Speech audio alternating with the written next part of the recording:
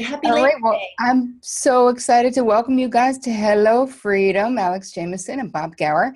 You guys were friends, obviously, but I'm really, really excited about your collab, and I can't wait to discuss what the deal is. So you guys wrote a book together called Getting to Hell Yes, the conversation that will change your business and the rest of your life. Let's just start with what made you want to collaborate, you brave, newly married people. Maybe we should start with what made us not want to collaborate. Because we actually have, we've been together for 6 or 7 years now. And I think we've always been, even though we're collaborative people, we like each other a lot. We've always been really distrustful of couples who collaborate, because we've both been burnt, I think, by doing that in the past. Or just it complicates relationships. And we've just been conscious of being supportive of each other and each other's businesses, but keeping our businesses separate. But there's always been, of course, I think when you really like somebody, there's always this pull to do something together. So Yeah, we couldn't not do this together. Yeah. We had to do it, but we actually used what we're going to talk about to help us write the thing that we're going to talk about so that it didn't become a problem. Yeah. All right, so let's talk about the motivation, the inspiration for the book, because you guys do different but similar things. So do me a favor, just break it down a little bit about what would you say you do? You start. Okay, so I work with organizations, usually with leadership teams. I often say that I just help leadership teams behave like adults with each other. And I've done this at everything from kind of Fortune 100 to nonprofits to startups. So I do it across sectors, business sectors, and across kinds of organizations. But often it's really about getting teams to be teams and getting organizations to be teams of teams. And so I work a lot on healthy teams, and then I work a lot with, let's call it, really intractable organizational impediments. So I'll help people rewrite policy, I'll help them adopt new tools, and I'll help I run leadership offsites all of the time as well. So everything from sort of strategy to organizational design work. So. And I have been in the world of self-help and health for about 16 or 17 years. And in the last few years, it's really shifted from mainly talking about health to helping already successful women be successful in all areas of their life, getting not just their business mindset down, but their health and relationships. And that's really where the idea for this book started to form. Yeah.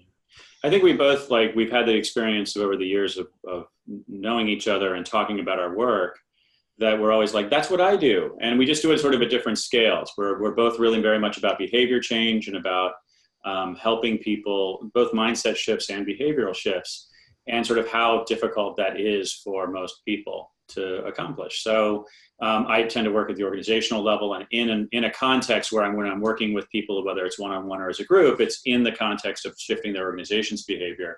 But with Alex, it's so more about shifting the individual. Yeah. I want to know how, because I know you guys, this has been in the works it has to be for a while, right? A book doesn't just fall out of your mind, because it just seems, it seems like the perfect time though, because what's happening societally is that conversations are very, very hard to have, because the society, at least in the US, has become so polarized that, and because of the leadership and the way things have been going, the whole thing about discourse itself has changed so much. So I just feel like whether you meant it to be the perfect time for this book or not, it actually is the perfect time for this book. It is. And I'm so glad you say that, because I talk about this all the time, that my real hope and intention for this book is that it helps people have the difficult conversations that we need to cross bridges, to reconnect in a really powerful way that's positive for everyone involved. Yeah, the thing that strikes me, and I'm going to ask you guys to just give us an idea of the way the book is laid out, and what do you think are what have you decided are the 4 steps to create these conversations that are life transforming, relationship transforming, boundary transforming, of course, because I'm obsessed with boundaries. So of course I was looking at the book itself from this point of view of how you're establishing such beautiful, healthy, flexible boundaries for the reason of protecting the goal of whether it's a group, whether it's a couple, whether it's a family talking about a vacation. There's something so, like, whether you meant to be boundary ninjas or not, you are in this book. So let's talk about the steps. Would you share a little bit of that with us? Sure. It's there are 4 steps as I think the name implies. And so the first step is your intention. And, usually I think when we ask people why they're doing something, they kind of leap ahead and start imagining, like, well, if this goes really well, what's going to happen? That's actually the last step, which is your dreams. And I think it's a great place to end the conversation. It's a great place to get to, but it's not a great place to start, because really, I think we all have our values, let's think about a family vacation, right? 2 people can be doing the family vacation for the same vacation for wildly different reasons. One person values excitement and adventure and wants to kind of raise their blood pressure, and the other person is exhausted from their job and really just wants to spend, wants to have some rest and relaxation. And so knowing that up front, so the intentions tend to be really, sort of a simple, this is why I'm doing this. This is my personal why. When I talk about business projects, I always say, I'm here to make money, which, by the way, kind of busts a taboo a little bit, because we don't tend to say, we're not supposed to talk about that, but let's be serious. Most of us would not spend our time pursuing our business if we weren't getting a paycheck as related to it. It's not the primary motivation. It's not the only motivation, but it's an important one. And then I value learning, and I value novel experiences, and I value hopefully making the world a better place. So all of those things kind of enter into the business piece. And then the middle 2 are the kind of the tougher ones, which is, what are your concerns? Which I actually think it's not that tough, because humans have a very strong negativity bias, right? You ask people what's going to go wrong, and everybody has all sorts of things. And let's get that out. Let's listen to each other about it. And then boundaries, of course, is the one which it can sort of address concerns, or boundaries. Also, I think what I like to do in business is really encourage boundaries. I encourage people, again, talking about taboo busting, to talk about self-care. Because if we want people to perform their best in the business in a business context, which I assume we do, then allowing them to take care of themselves in the way that allows them to show up at work refreshed and ready to go, and at their cognitive and behavioral best, I think is really, really valuable. And I think, but business just doesn't value that, all the way from the top to the bottom. I mean, I think we're seeing like watching Elon Musk have this like very public breakdown right now. Seems to be because the guy just has poor freaking boundaries, like if he just sort of like could take some vacations, and God knows he has enough money, but he's just sort of, I don't know, feels like he's breaking down. Anyway, that was a long monologue. No, go ahead, Alex, say.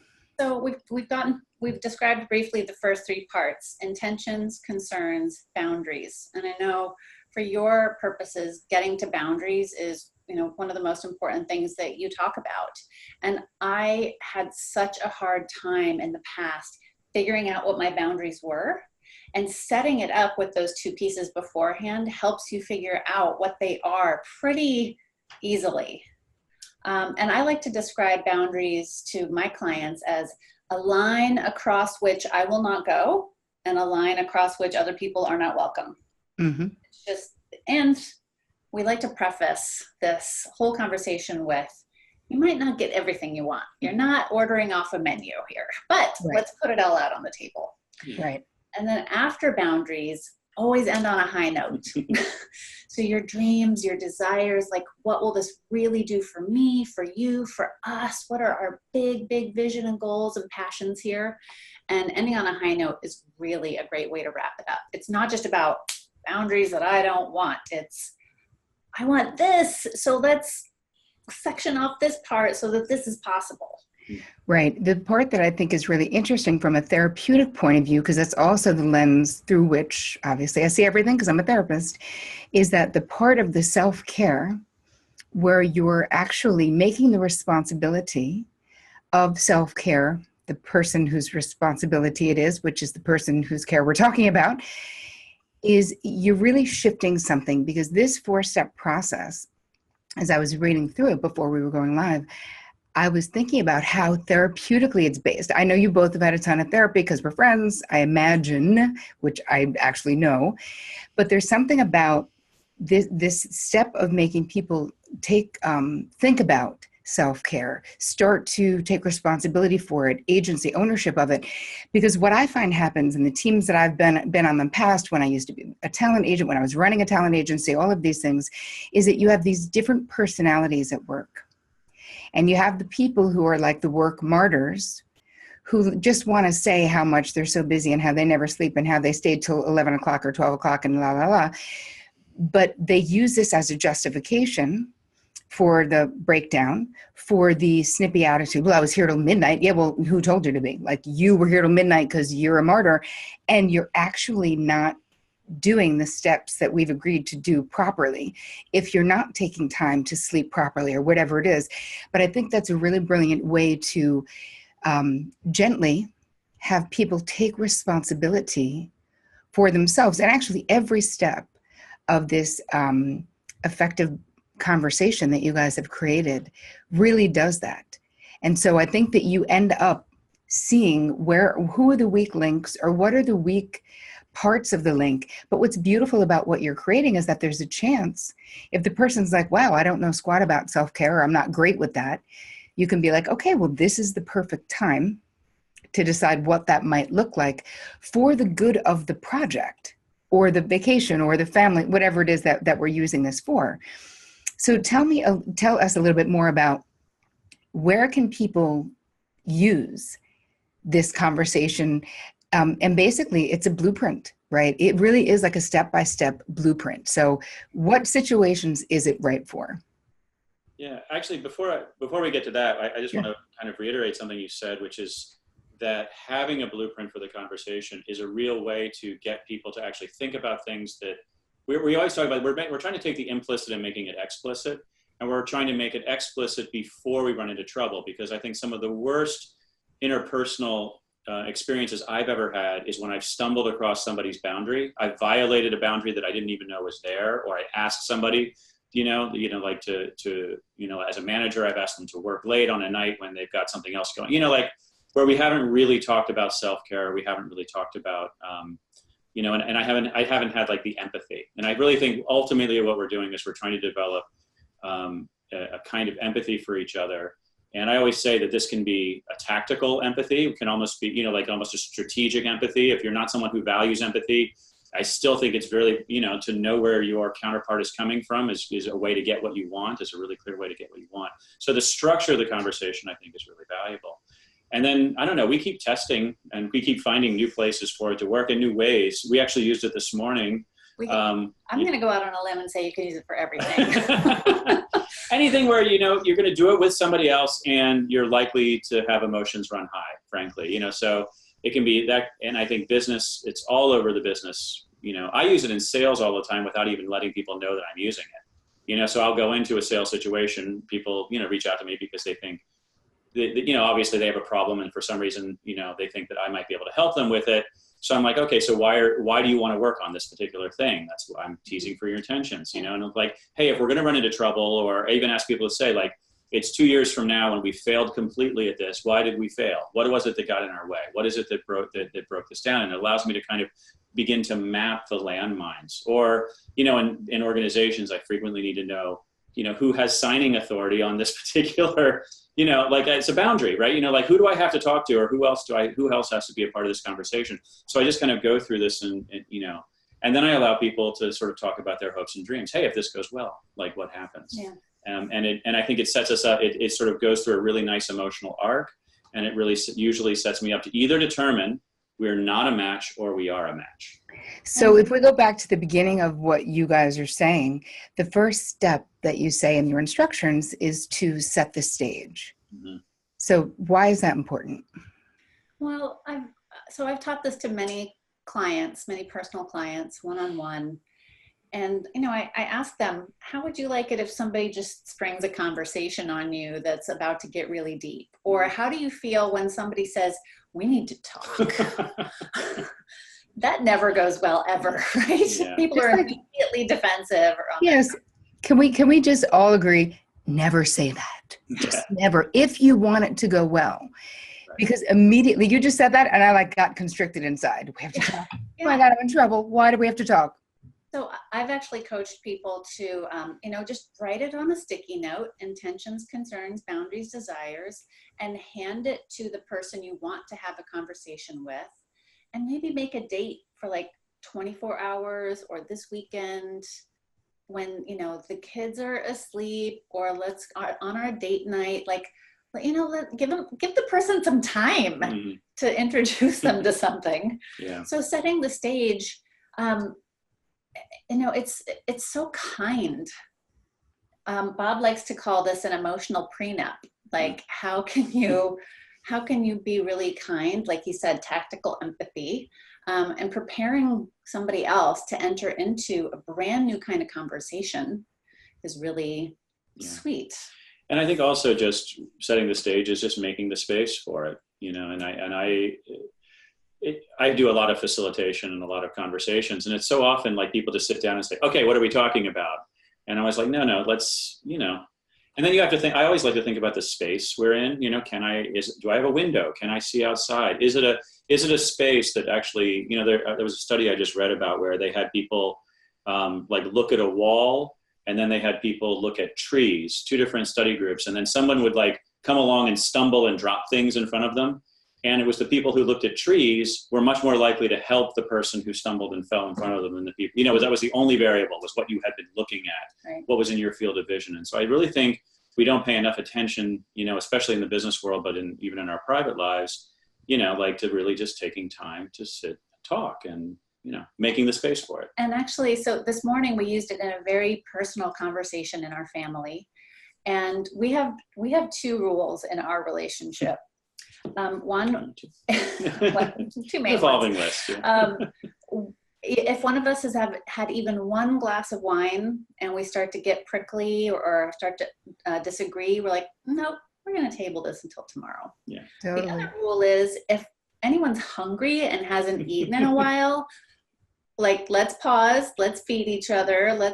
We got to get like our bodies and our brains and our nervous systems in the right place. So this morning we had with our 11-year-old a beautiful brunch outside overlooking Manhattan, like beautiful morning. We had something to eat, and we used this 4-part conversation to talk about him starting 7th grade this week. And we've done it so many times with him now that I think he's starting to clue into what we're doing. He's like, oh, this again. Okay, here we are. He's like, I'm on to you. It's becoming really effortless. Yeah. And it's giving him an opportunity to start thinking about, what does he want? What's he worried about? What are his challenges? What might he want help with? What does he want us to know about? And what does he really hope for? Every time we have this conversation with him, I'm like, man, I wish somebody had taught me how to think about what I want and don't want at a much younger age. The setup is so important too, though, like you're saying. So even with an 11-year-old, it's like creating the space so that this is important. When you do the setup, because I find from a psychological point of view, when someone has trepidation about a conversation, there's a lot of self-sabotaging actions that can go along before the conversation to basically have their unconscious worst fear come true. Now, obviously, we don't consciously want that, but it's a way to sort of keep things small. There's secondary gain in like not getting what you want because things don't change. Right. And as humans, we're afraid of change, even though we want it. So there's a lot of these unconscious processes that in the way that you guys have laid out, this really simple. I mean, it really is simple, which doesn't mean it's easy, right? Simple is like, if you can read, you can understand how to do this. Prioritizing it enough in your own life. And I'm really into space myself, and I'm really into, being comfort. So I need the lighting to be comfortable. I need it to smell good. I mean, I need a lot because I'm an empath. So like I need everything. Nothing can feel uncomfortable. But I do find that if someone does want to, or I feel like they barrel into and want me to have an important conversation somewhere where I'm not comfortable, or I'm afraid that we're going to run out of time, I will definitely be like, hey, can we just stick a pin in this until we're home? We've eaten, we have expansion, or whatever that is. But you've sort of built this in. And I think that what's so great about that is that we have all of these ways that we get in our own way that we're not conscious of. And we have excuses, right? Because denial is not just a river in Egypt. We deny that, we're afraid to do it. So we're like, well, no, this is when we have the time to do it. And then it doesn't go well. So this setup, for you guys who are listening, the setup is simple. And again, depending on the content of what it is you're talking about, it doesn't necessarily mean that it's going to be easy. But for those of you who really want to have this collaborative, because what struck me so much when I was reading through this was you have different instructions for the people, especially if there's more than 3 people, then one person will be the moderator. But there's one instruction that I really liked about asking questions, like really only ask questions. All right, here's the tip. Hold on, let me see. Is it you can ask clarifying questions, but this isn't a place to argue points. Yes. Just to learn about each other. No feedback disguised as question. Yeah, that's the one. A better idea. Yeah. That's the one that really, really struck me. No feedback disguised as questions. And this is such an indirect way and a passive aggressive way that people will communicate. And maybe not even knowing it, but I love the idea that there's like an instruction up front to say, don't do that. Because it's so easy. If no one is, you guys have broken it down to these very clear instructions. And if no one is doing that, what I find is that with my clients who are trying to get something done, whether it's a family, whether it's business, is that there's all their unresolved crap informs the way you're doing it. And you've basically done a sort of a bypass on people's unresolved crap because you've thought of all of the pitfalls of what could happen. We've lived all the pitfalls. Yeah. Say it again. We've lived all the pitfalls. That's also why it's actually something you can do because you guys have done it. Yeah. So tell me more. So how is this? See, I feel like you guys were already sort of doing this before you wrote the book. Like you guys had already gone through what you were going to go through before you got married in the way of your own communication stuff, right? Without revealing anything. I'm just saying, everyone does. Married before, some of us more than twice. So we've been down a lot of roads. Yeah. And, I have a history of collaboration, and I know you do too. I have a history of being in a collaborative and romantic partnership that goes really sour. And, the feeling of not being able to trust the other person and their intentions for you it can destroy a relationship. Totally. I mean, I'm stating the obvious here. Right. But we used this 4-part conversation to decide to get married. We used it to plan our wedding. We used it to plan our honeymoon and then replan our honeymoon in the middle when I had food poisoning for 2 days. Oh my God. We also, we taught this to my dear friend and a good friend of yours too, Rebecca Barucki from BecksLife.com. She wrote the introduction for this book. I taught it to her, and within a couple of weeks, she turned around to me and she's like, I think this saved my marriage. And now I'm using it with all of my children. They should teach this to every teenager. It was a way for her to, and I had this experience as well. I used to view conversations as somebody's got to win and somebody's got to lose. This, and either I have to force my opinion and go for the jugular with the other person, or I'm going to be the idiot. Yeah. And I've never been in a relationship before where we had a way, and you're going to understand this, and so is your audience. I know you. This is a really masculine structure within which to have very feminine conversations that deal with a lot of emotion. It's such a great description, though, because the container is masculine because it's linear. It's like, yes, this is how we do it. But I think that so many people listening, Alex and Bob, both of you, will identify with this idea that you said, a conversation, so much of the time feels like a confrontation. So much of the time it feels like there can only be one winner, which then means the other person is the loser. And there's something when you have these shared you have separate intentions, but it's almost like this shared goal of like, we want to plan a beautiful honeymoon, or we want to plan a wedding where we both get our needs met.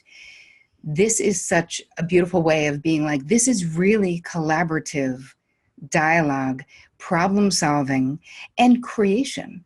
Because this dialogue is what people can use to create whatever it is that they want in their lives together. So Bob, how do you find it different? I'm curious because you use it in a more business, sort of a corporate structure at times with the bigger ones. Yeah. Do you find that there's resistance from people that you don't know well, right? So you've used this a lot in your own family system and you've shared it with friends and all, but how does it work in a system where you don't know the participants well? Yeah, that's a good question. So I frequently use it with teams that do know each other personally, but maybe are having difficulty. So, like I always say, I don't get hired if things are going really well. There's not an opportunity for me in organizations that are performing really well. And then frequently I'll walk in and there's almost like a deficit where people just haven't been listening to each other, sometimes for years. I think, actually just one thing I want to say is like, I think the setup is important because it creates a collaborative structure. It's like we're having this conversation because we want to do better, and then that puts people, I think, more side by side. And then I think then the conversation itself, as people go through it, I also encourage people like, look, I'm like, this may not feel like a safe environment to you. Psychological safety, team psychological safety is a kind of a buzzword. And it's something that I try to work on a lot, which is we're trying to create a space that's safe for interpersonal risk taking, where everybody assesses that I'm not going to be shamed. I'm not going to be put down. I'm not going to be fired, frankly, if I express an opinion. And so we're, like this, I present it in that, in that context. And also I present all the data around, like having this means you're going to be a better team, and Google says this, and Harvard Business Review says this. And, like that helps people relax a little bit. Yep. So they can kind of take on the conversation. And then I also encourage people, I say, look, you're responsible for your own safety here. So if you, like one, lean in a little bit, like lean out, be a little bit vulnerable. That's really where the good stuff usually is. But you don't have to go all the way, like you don't have to go as far, like you should judge what feels safe to you. And then I often ask for a volunteer, figuring the most courageous person will go first, or I ask the person, what I call the HPP, the highest paid person in the room, ask them to go first and maybe even coach them ahead of time to set the stage to be, that no one's going to be more vulnerable than you are. So you lead and you set the stage for that. But it's been truly remarkable. I've on numerous occasions had tears, quite frankly, in boardrooms, and people talking about childhood trauma, people talking about things that other people never knew about, health difficulties that they're currently going through sometimes that no one else was really aware of. I've had cancer diagnoses come out. I've had someone's caring for a parent who's in hospice at the moment. And, that's why they're so stressed, at work. And all of a sudden, I think it's not like things magically improve. And I'm thinking about this because I'm working with an organization right now where I had a particularly moving experience. And there's a lot to do left with this organization. But I think we've set the stage. It's sort of like you've pierced a membrane that creates an opportunity. And you're also creating a new language, because I think there's a structure, just like, I play music some, like scales are a structure, and you want to practice your scales. But when you get good at your scales, then you can improvise.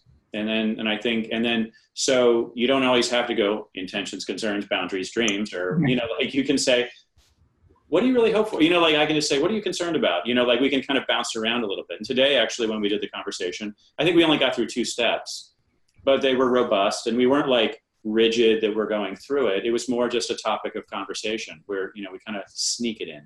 And there have been so many times where one of us is like, oh, I have a new boundary. Mm-hmm. Yeah. And we just know what we're talking about. Yes.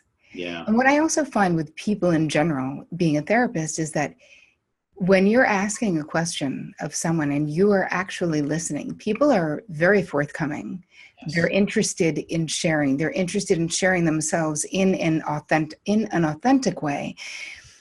In the beginning, like you said, there might be some trepidation, but the reality is that people really do want to share. This is part of the human condition.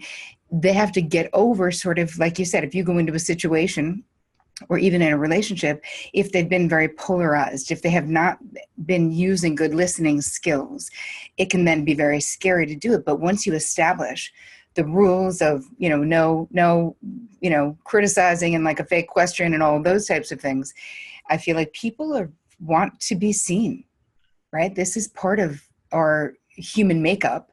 And this is a really easy way to do it. What I find so interesting is that I get this because so much of my work, although I do business stuff too, but so much of my work is personal stuff. So, I first read this, I was like, wow, this is so great for blended families and for family systems and for teenagers and for people getting married and all those things.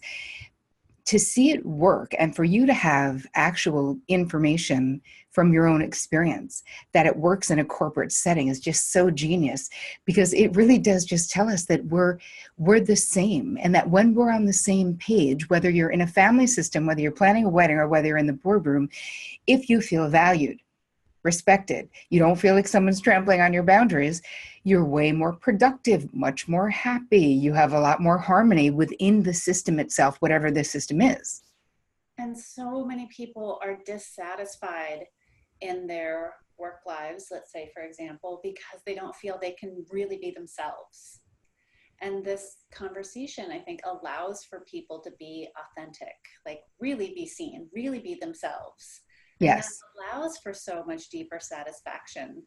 And I think just that, I feel like that's a piece of self-care. Like, I am satisfied because I'm seen and it's safe. And that is self-care. It is. Not making yourself vulnerable in a dangerous situation is self-care. Mm-hmm. Taking care of yourself and using this. So tell the listeners, tell us, or people watching this on YouTube. So how can people get a hold of this gem? Yay, we're giving this book away for free. It's free for everybody, forever. You are? Why?